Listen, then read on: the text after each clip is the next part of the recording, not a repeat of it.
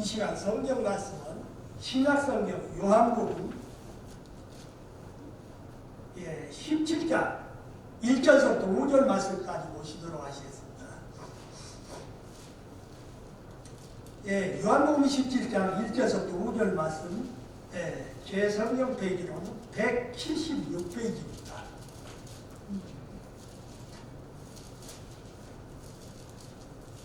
예, 1절부터 5절까지 보는데 저와 우리 성도님과 함께 읽어가시도록 하시겠습니다.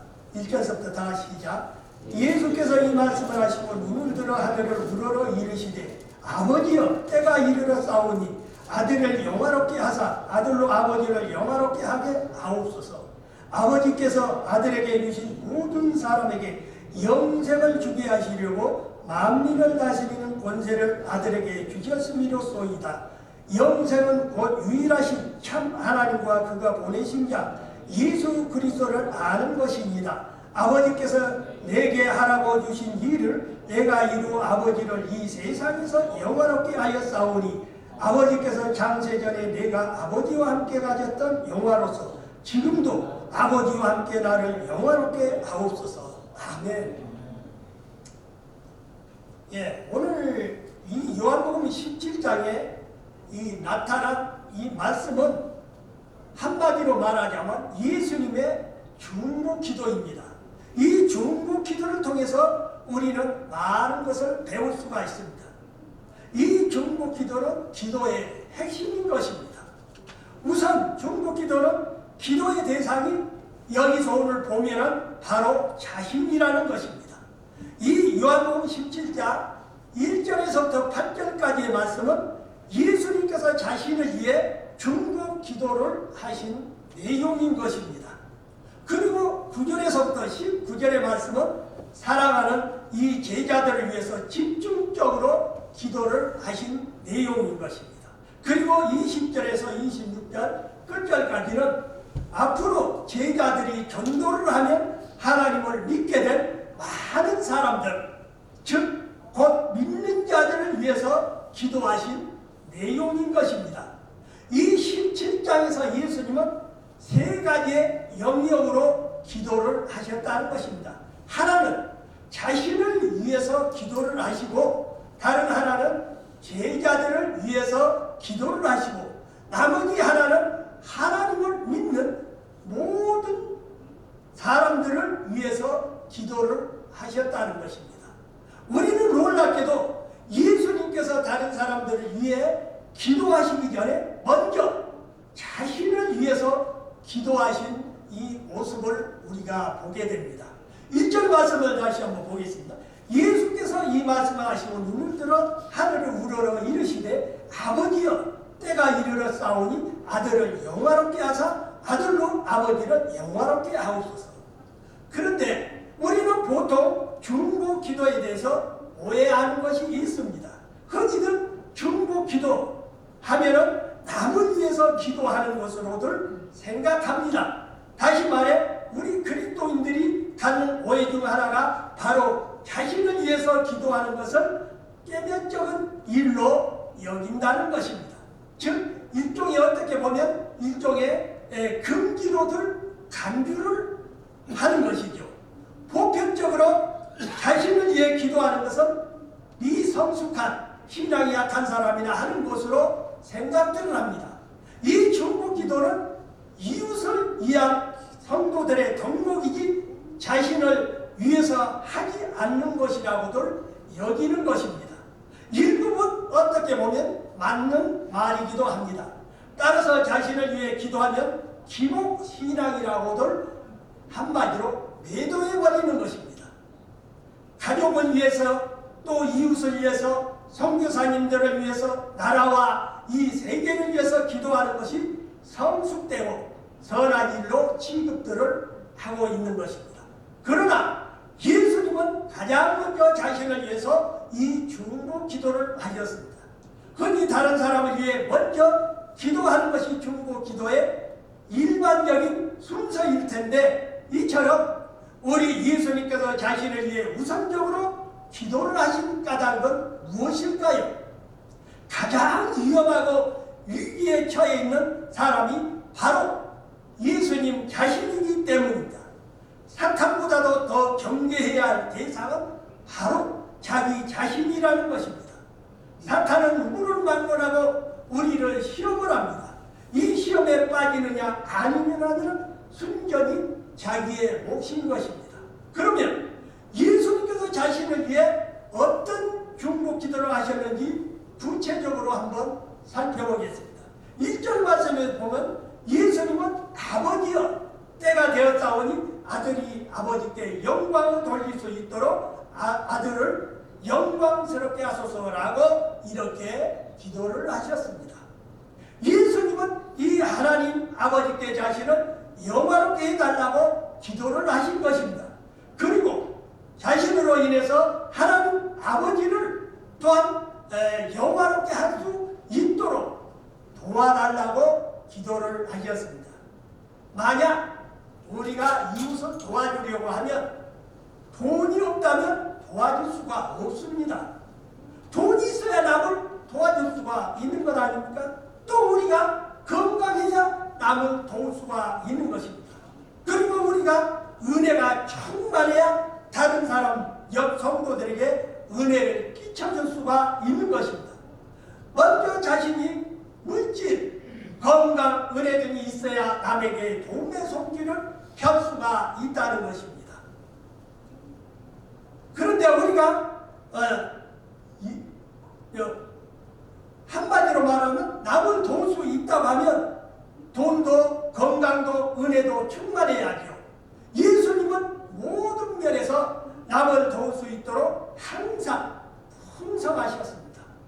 예수님의 자신을 위한 중보 기도에는 세 가지 의미가 들어있는 것입니다. 첫째, 개인의 욕망을 위한 기도가 아니라 아버지의 영화를 위한 기도였다는 것입니다. 둘째는 세상에 오신 목적을 잘 깨닫고 그 목적을 잘 이룰 수 있도록 흔들리지 않도록 해달라는 기도인 것입니다. 셋째는 적절한 때와 시기를 아는 일인 것입니다. 예수님은 아버지여 때가 됐습니다 라고 기도를 시작하셨습니다. 때라고 하는 것은 십자가를 지시는 그 시각을 가리키고 있는 것입니다.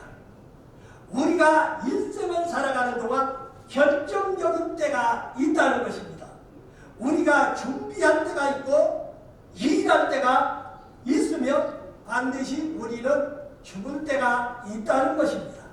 그 때는 잘 아는 것이 우리 인생의 삶에 가장 중요한 것입니다. 기독도 베푸시고 제자들을 훈련시키신 그 예수님은 이제 마지막 때가 되었다고 기도를 하셨습니다. 십자가에 못 박혀 죽을 때가 되었는데 그 십자가를 피하지 않게 해달라고 기도를 하셨습니다. 우리는 항상 적절한 때를 잘 알지를 못하지만은 예수님은 그 때를 완전히 다 파악하고 계셨습니다. 아버지의 십자가를 져야 할 때가 점점 가까우고 있는데 아들이 아버지께 영광 돌릴 수 있도록 아들을 영광스럽게 하소서라고 적절한 때에 중보 기도를 드리신 것입니다.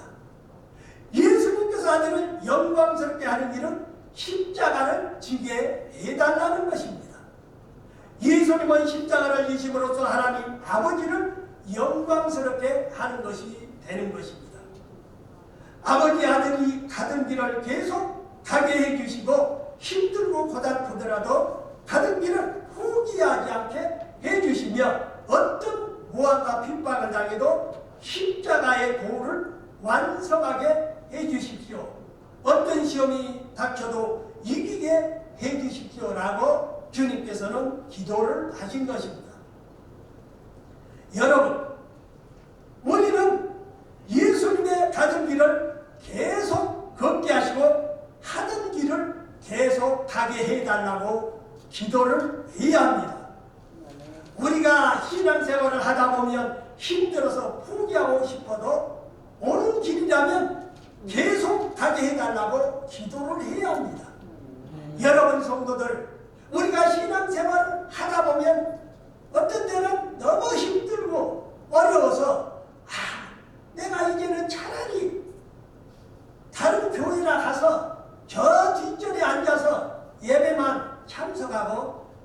돌아갈까? 이런 생각을 가질 때도 없지 않아 있다는 것입니다. 여러분, 중도 하차하려고 보따리를 싼 적이 마음속에 몇 번 있습니까? 다시 풀어놓고 우리는 가던 그 길을 계속 걸어가야 합니다. 5절 말씀에 보면 예수님은 아버지여, 창세전에 내가 아버지와 함께 누렸던 그 영광으로 이제 아버지 앞에서 나를 영광스럽게 하소서라고 이렇게 기도를 하시는 것입니다.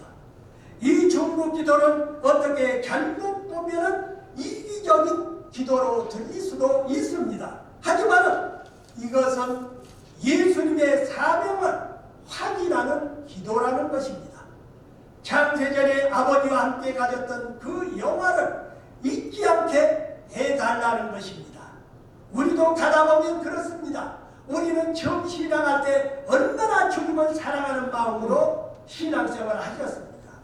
정말 우리가 낙심할 때 주님, 내가 처음 가졌던 그 믿음, 그 사랑을 다시 갖게 해달라고 우리도 그렇게 기도할 수 있어야 합니다. 그래서 예수님은 깨우쳐서 아버지를 영화롭게 해달라는 것입니다. 창세전에 아버지와 함께 가졌던 영화는 곧 하늘에 있는 권세를 가리키는 것입니다. 그 권세를 다시 갖게 해달라는 뜻인 것입니다. 2절의 말씀입니다. 아버지께서 아들에게 주신 모든 사람에게 영생을 주게 하시려고 만유를 다스리는 권세를 아들에게 주셨음이로소이다. 이 창세전에 아버지와 함께 가졌던 영화의 핵심은 모든 사람을 다스리는 권세인 것입니다. 하나님이 하늘의 권세를 예수님께 주신 목적은 많은 사람들에게 생명을 주시기 위함이었습니다. 2절 말씀을 두 단어로 요약을 한다면 바로 영생과 권세라는 것입니다.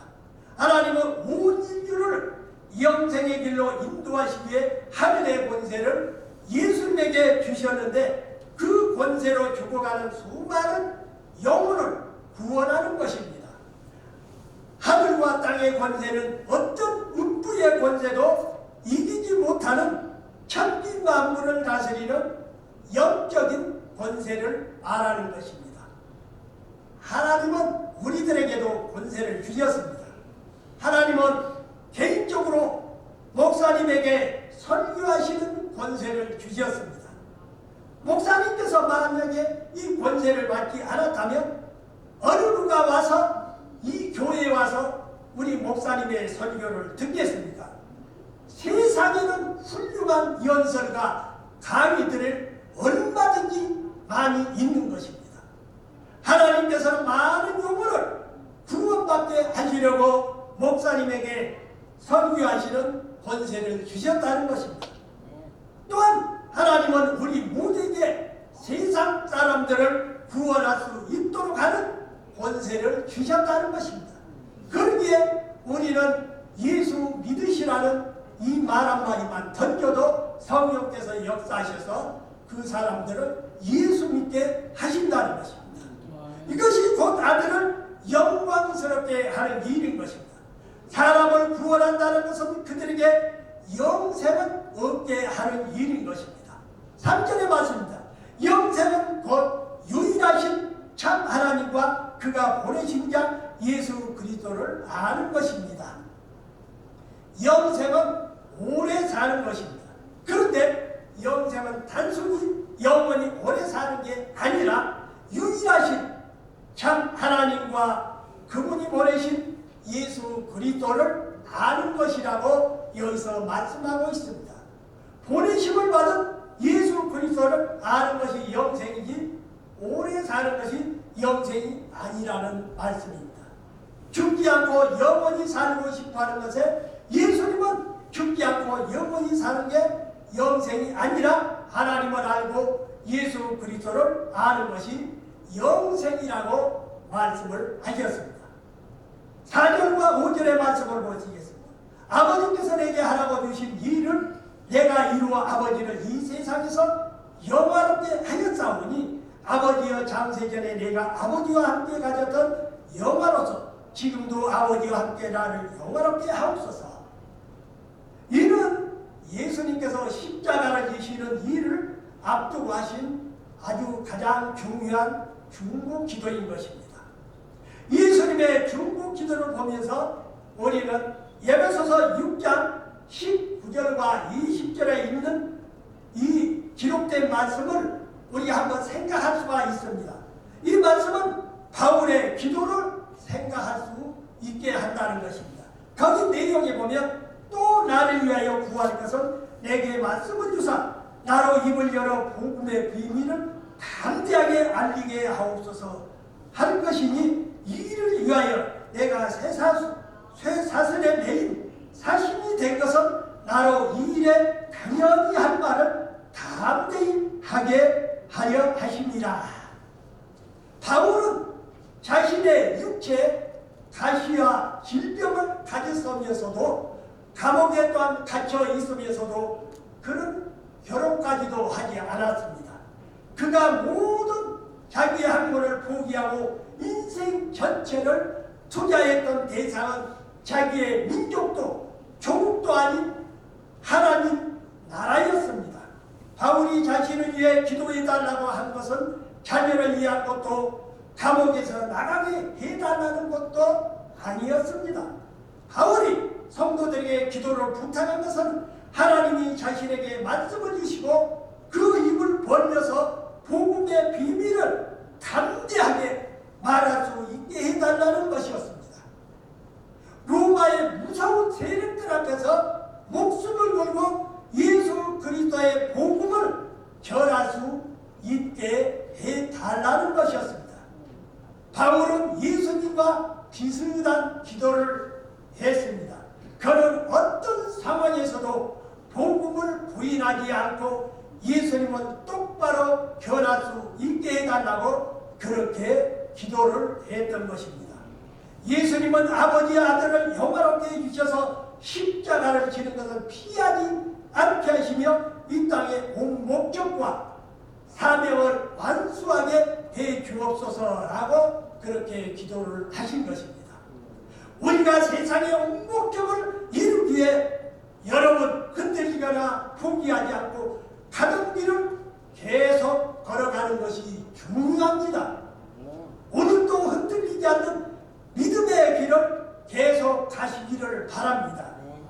하나님께서 주신 사명 복음 전파를 위한 부르심을 입은 그대로 전도자의 길을 계속 걸어가시기를 바랍니다.